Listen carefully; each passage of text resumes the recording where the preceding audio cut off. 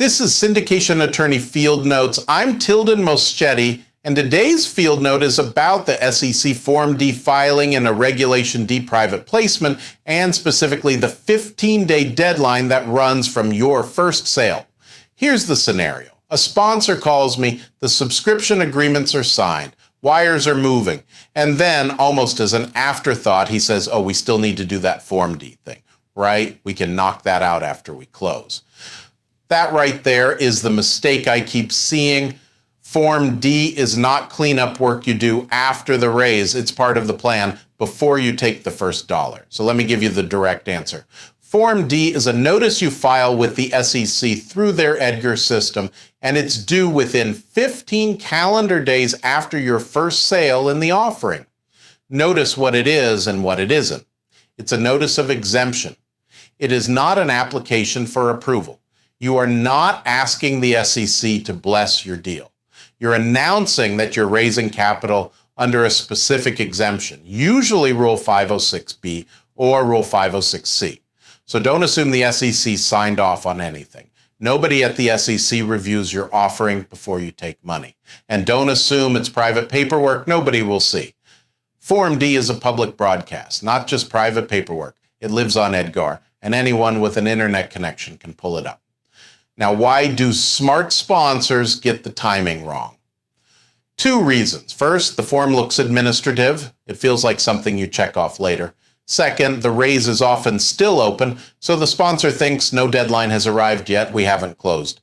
But the clock doesn't wait for your final close. It starts at your first sale, and that can be a lot earlier than you think. Here's the distinction that actually matters. Most sponsors assume the clock starts when the cash hits the bank. It often doesn't. The SEC generally looks at when the investor became irrevocably committed to invest. Depending on your documents, that can happen before the money moves. Let me give you a quick example. An investor signs an unconditional subscription agreement on Monday. The wire clears on Friday. If that commitment became binding on Monday, your 15-day clock likely started on Monday. If you were counting from Friday, you just quietly burned 4 days you didn't know you had. And this turns on your specific documents. When does the sponsor countersign? Can the investor still back out? Is the money sitting in escrow until you hit a minimum? Two sponsors running what looks like the same deal can have different first sale dates because their paperwork and their funding flow are different, so you can't borrow someone else's deadline. Now, here's the operational trap that catches first-time filers. You cannot just log in on day 14 and file. You need EDGAR access before you take the first dollar. To file, your entity needs two things: a CIK code, which is your public filer ID, and a CCC code, which is basically the password tied to it. You get those by submitting a Form ID application, and that application usually needs a notarized signature. So someone has to physically get in front of a notary. And once you submit it, the SEC takes a few business days to process and issue your codes. So picture the sponsor who realizes on day 14 that they need to file. They apply for a CIK, and then they find out the codes won't arrive for several business days. The window closes before they can file. That's a completely avoidable problem. Set up EDGAR before you take investor money, not after.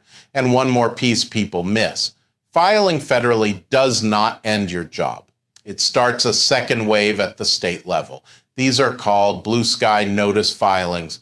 Now, a lot of sponsors have heard that Rule 506 preempts state law, and that's half right. Here's the clean way to hold it. Preemption means a state cannot judge your deal. It does not mean the state cannot charge you for the paperwork. States can still require a copy of your Form D and a filing fee, and many of them set their own deadlines that often mirror the federal 15 days. Where do you owe these? Generally, wherever your investors reside. So 10 investors across 5 states means 1 federal filing and 5 separate state filings, each with its own form, fee, and deadline. And state regulators watch EDGAR. If they see an investor in their state and no notice filing came in, they can send you a late fee notice weeks later. So track your investor addresses. That's not just bookkeeping. It tells you how many filings you owe and where. So here's the field note. Treat Form D as part of your pre-raise checklist, not an afterthought.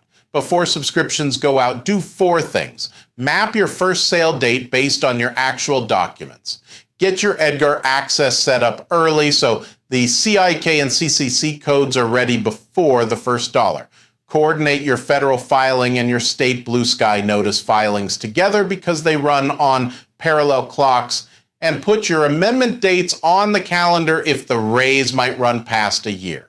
Done as an afterthought, Form D is where sponsors miss deadlines and collect surprise state penalties. Done as a planned piece of your offering, it's a routine, controllable part of running a clean raise. The longer written version is in the show notes. I'm Tilden Moschetti, and that's today's Field Note.